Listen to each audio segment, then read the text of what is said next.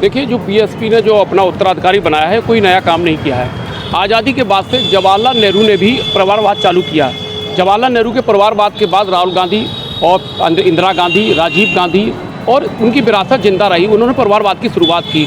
उन्हीं से प्रेरणा लेकर राजनीतिक पार्टियां परिवारवाद पैदा कर रहे हैं। बिहार में लालू यादव जी ने किया है परिवारवाद का पैदा, उत्तर प्रदेश में मुलायम सिंह यादव परिवारवाद में मोहित हैं। इसी तरीके से अगर परिवारवाद मायावती जी ने किया है तो उन्होंने कोई अनोखा कार्य नहीं किया है, क्योंकि वो भी उन्हें देखकर कर रही हैं। देखिए, परिवारवाद हर पार्टी में होता है, तो उन्होंने कुछ नया नहीं करा है। उन्होंने अपने भतीजे को पार्टी का उत्तराधिकारी बना दिया, लेकिन कुछ होने वाला नहीं है। मायावती ख़त्म, फ्लॉप, उनकी कहानी बिल्कुल ख़त्म। मैं खुद मायावती से कह रहा हूँ कि मुझे बना दें। मैं मुसलमान चेहरा हूँ उत्तर प्रदेश का, अगर मुझे बना देंगी तो मैं उनसे कह रहा हूँ जितनी उनकी सीटें हैं उससे डबल मैं ला के उन्हें दिलाऊँगा, ये मेरा वादा है। लेकिन ये परिवारवाद ख़त्म कर दें पार्टी में। हम लोग जो हमारा तबका है, हम जो मुसलमान लोग हैं, जो जितने सेकुलर लोग हैं, जो हिंदुस्तान से मोहब्बत करते हैं, उत्तर प्रदेश से मोहब्बत करते हैं, ये हम लोग परिवारवाद पर बिल्कुल भी यकीन नहीं करने वाले। भैया, मायावती ने उत्तराधिकारी अपनी पार्टी का अपने भतीजे आकाश आनंद को बना दिया गया है, क्या कुछ मानते हैं 24 के चुनाव में क्या कुछ फ़ायदा मिलेगा बसपा को? पहले हम तो एजेंट रहे हैं इनके, बसपा के। हाँ, और इनके लिए हमने काफ़ी वोट दिलवाए हैं। अब ये खुद ही छोड़ गए हमारे लिए, तो हम क्या करें, कहाँ से वोट दिलवाएं? जानते हैं ना आप, तो जाने पहचान ख़त्म हो गई सब इनसे। और इनने कई काम तो ऐसे करते हैं जो कि कानून गलत चले गए। अब जा सरकार में कानून रहेंगे सब। उनका अभी उन्होंने उत्तराधिकारी जो बनाया है, वो बिल्कुल उन्होंने एक ऐसे इंसान को बना दिया कि जिनका कोई पहचानता भी नहीं है और ना ही उनकी कोई पहचान है। और वैसे भी भाजपा जो है अपनी पहचान खो चुकी है और बीजेपी के अलावा किसी को क्रेज नहीं मिलेगा। बीजेपी का ही नाम चल रहा है और वही जीतेंगे। वो काम भी अच्छा कर रहे हैं। उन्होंने जो है गुंडागर्दी को ख़त्म कर दिया है। इस तरह से जो है ना कोई सरकार चला पाया है ना कोई चला पाएगा, इसलिए जो है किसी का भी कोई क्रेज नहीं है, कोई कुछ कर पाएगा। सुप्रीमो सुश्री मायावती जी ने अपना राजनीतिक उत्तराधिकारी अपने भतीजे आकाश आनंद जी के लिए बनाया है। मैं समझता हूँ इसका राजनीतिक बहुजन समाज पार्टी पर कोई खास असर नहीं पड़ेगा। जो बसपा का वोट बैंक है वो इधर उधर माइग्रेट कर गया है। इसके लिए बहुत कुछ मेहनत करनी पड़ेगी, अपना जनाधार बनाना पड़ेगा, तभी कुछ मिल सकता है, वरना मुझे कुछ नहीं लगता अभी कुछ हासिल कर पाए। कारण ये है कि उनका ग्राउंड फ्लोर पर कोई वर्क नहीं है और अभी तो लोगों से जो कार्यकर्ता हैं उनके बीच में उनको पैठ बनानी पड़ेगी, तभी उनका कोई असर नहीं। सर, जानना चाहेंगे, मायावती ने भी एक प्रेस कॉन्फ्रेंस करी थी पार्टी कार्यालय में। उसने कहा है कि 2024 के लिए जो उससे पहले है अपने भतीजे को जो आकाश आनंद है उसको उत्तराधिकारी बनाया है, क्या कुछ कहना है इस पर? देखिए, ये निर्णय बहुत दूरदर्शी नहीं है, क्योंकि अगर वर्तमान जो पार्टी बीजेपी है वहाँ के जो भी शीर्ष प्रमुख चुने जाते हैं तो लोकतांत्रिक तरीके से ही चुन रहे हैं और उनका उन्हें फ़ायदा भी मिल रहा है वर्तमान राजनीति में।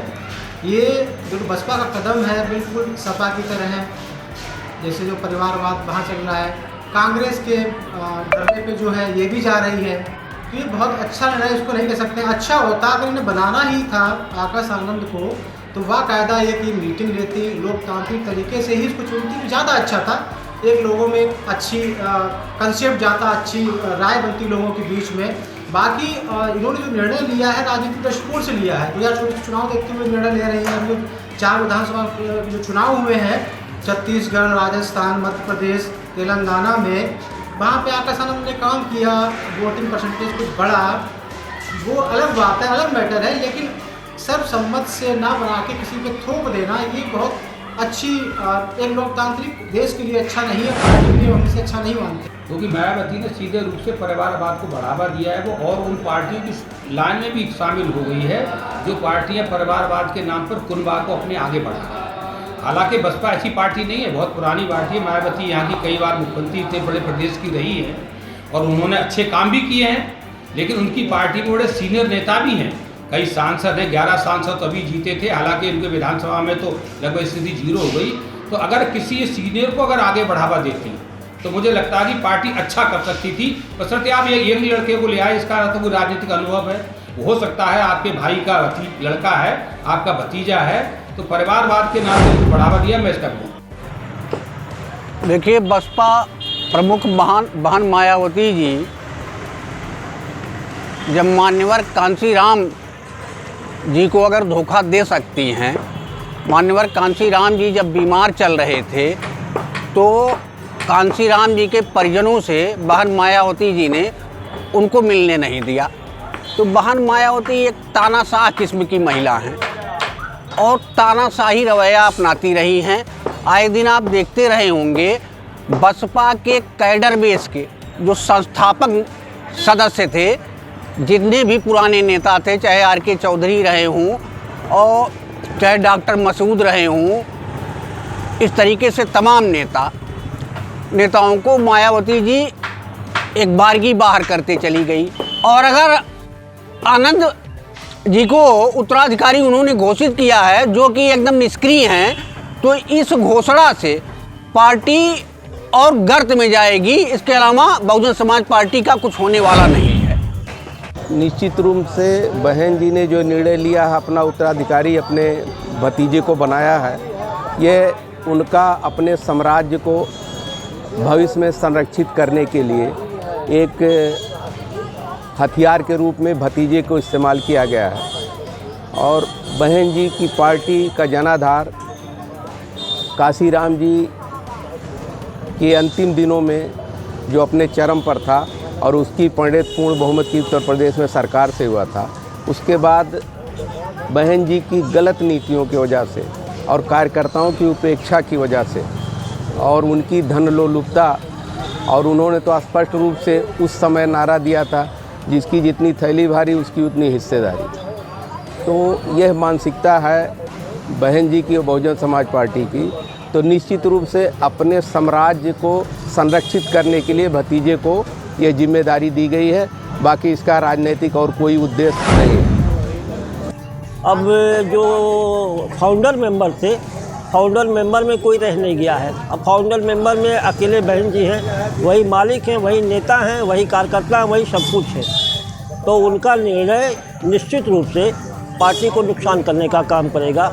और दलितों में जो एक वो दलित वेश की पार्टी कही जाती है, उनके अंदर भी कहीं ना कहीं ये निराशा व्यापक हो गई है कि जब हम मेहनत सड़क से ग्रास रूट से मेहनत कर करके पार्टी को शीर्ष पर ले जाएंगे और जब मुखिया उनके परिवार का ही होगा तो उसका कोई मतलब नहीं रहेगा।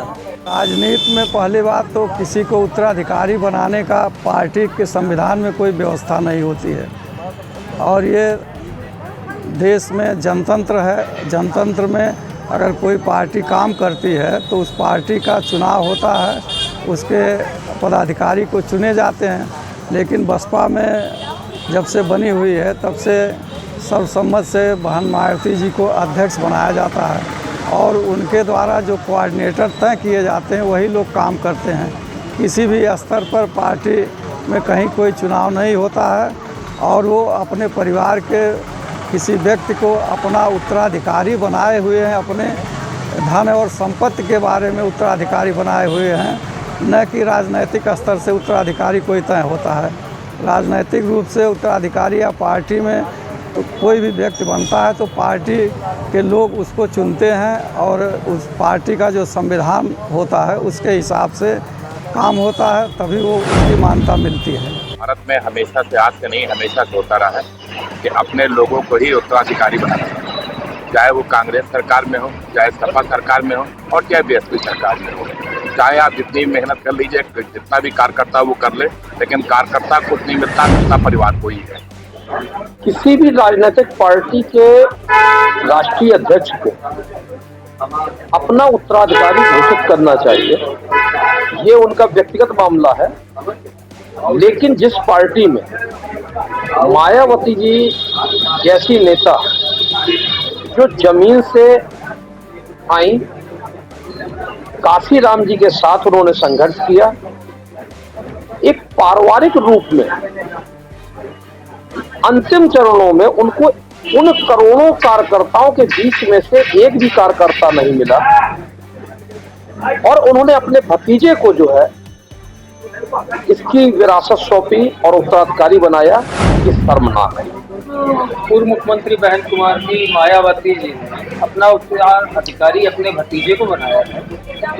इससे मेरा यही समझना है कि उन्होंने अपने ही परिवार के सदस्य को ही आगे बढ़ाया है और मैं अपनी शुभकामनाएं देता हूं कि वो बहन कुमारी मायावती जी के पद चिन्हों में चल के आगे उनके नाम को और रोशन करें। बस यही कह रहे हैं। यूपी का चुनाव हो या लोकसभा का चुनाव हो, तो बीएसपी की कोई वैल्यू नहीं रहेगी। तो वो उत्तराधिकारी जिसको बनाएं, बीजेपी से कोई हटाने वाला नहीं। मोदी जी हैं जब तक बीजेपी जिंदा हो रहा है। हमारी राय यह है कि मायावती जब राजनीति में आई थी तो उन्होंने ये कहा था कि हमारा कोई उत्तराधिकारी नहीं है। तो अब उन्होंने अपना उत्तराधिकारी अपने भतीजे को बनाया है। इसके पहले आनंद के बड़े भाई को बनाया था। तो ये उनका परिवर्तन होता रहता है और उत्तराधिकारी बनाने का कोई औचित्य नहीं है, क्योंकि सत्ता और पार्टी आपकी विरासत की नहीं है। सत्ता और पार्टी ये आम जनमानस का एक संगठन है कि उससे जुड़े हुए लोगों का सबका बराबर अधिकार होता है। ये कहना कि मैं उनको उत्तराधिकारी बना रही हूँ, ये कोई प्रॉपर्टी थोड़ा दे रही है। जो मायावती जी ने अपने पार्टी का उत्तराधिकारी बनाया है अपने भतीजे को, ये और वरिष्ठ नेताओं को नहीं बनाया। इसलिए इससे जान सकते हैं कि वो उस पार्टी पर कितना जाति वो परिवारवाद है और वरिष्ठ नेताओं और मतलब कि वरिष्ठ नेताओं और अनुभवी जो नेता थे उनको नहीं बनाया गया उत्तराधिकारी। तो इस प्रकार से ये मायावती जी की पार्टी ये जातिवाद कर रही है और देश की जातिवाद जब विपक्ष में होगा तो जब वो सत्ता में आएंगी तो कितना जातिवाद होगा। तो इस प्रकार से 2024 के चुनाव पर ये नहीं आ सकती है। तो टक्कर रहेगी भारतीय जनता पार्टी और कांग्रेस पर। ये बीएसपी के फायदे की तो हम बात ही नहीं कर सकते, क्योंकि बीएसपी अपना जनाधार पहले ही खो चुकी है अपनी तुष्टीकरण की राजनीति और वोट बैंक की राजनीति से।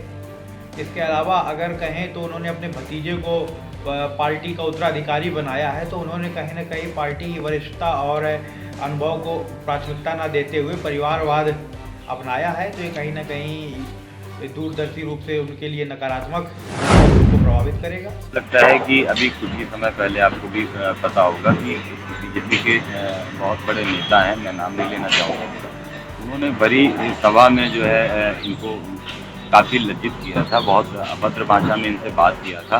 उसके बाद कई विपक्षी पार्टियों ने जाकर के सिंपैथी दी थी, इनसे मिले थे। तो मुझे लगता है कहीं ना कहीं मायावती जी को ये भी डर रहा होगा, जो बसपा की हमारी मुखिया हैं उनको ये भी डर रहा होगा कि कहीं ना कहीं हो सकता है कि कोई पार्टी इनको अपनी ओर न खींच ले और भीतर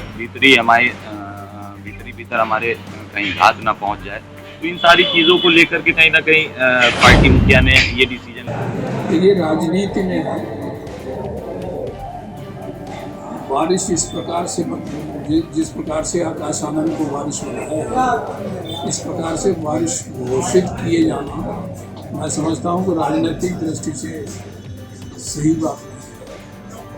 जहाँ तक आकाश आनंद का प्रश्न है, अभी तक वो राजनीति से लगभग अछूते हैं और न तो उन्हें जनता ने राजनीतिक क्षेत्र में उनका कार्य देखा है और न ही अभी तक जो है वो किसी राजनीतिक कसौटी पर उतरे हैं, किसी चुनाव में भी अब तक नहीं उतरे हैं।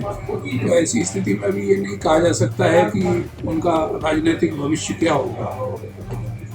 जहाँ तक बीएसपी का उत्तराधिकारी घोषित करने का सवाल है, ये मैं समझता हूँ कि अभी